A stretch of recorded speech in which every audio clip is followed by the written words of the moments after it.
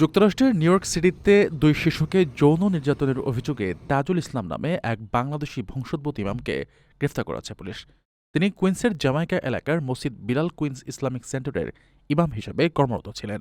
পুলিশি তদন্তে জানা যায়, গত ২১ ও ২৭ এপ্রিল মসজিদের ভেতরে পৃথক দুটি ঘটনায় ১০ বছর বয়সী দুই কন্যা শিশুকে যৌন হেনস্থা করা হয়।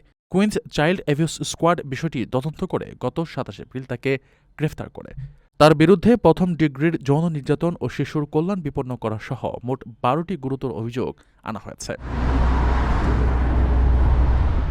গত ২৮ এপ্রিল আদালতে হাজির হয়ে তাজুল ইসলাম নিজেকে নির্দোষ দাবি করেন। আদালত $২৫,০০০ জামিন নির্ধারণ করলে তিনি বর্তমানে জামিনে মুক্ত রয়েছেন। তবে ভুক্তভোগীদের নিরাপত্তায় আদালত সুরক্ষা আদেশ জারি করেছেন।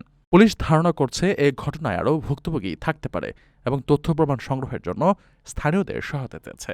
এই ন্যাক্কারজনক ঘটনায় নিউ ইয়র্কের বাঙালি কমিউনিটিতে তীব্র ক্ষোভ ও সমালোচনার সৃষ্টি হয়েছে। আপনার স্বপ্নগুলো আকাশ ছুবে প্রবাসীর হেলিকপ্টারের মাধ্যমে। বিয়ে, জন্মদিন অথবা যে কোনো বিশেষ প্রয়োজনে হেলিকপ্টার ভাড়া করতে যোগাযোগ করুন স্ক্রিনে দেয়া নাম্বারে। প্রবাসীর হেলিকপ্টার, নিরাপদ ও সাশ্রয়ী বাহনের বিশ্বস্ত নাম।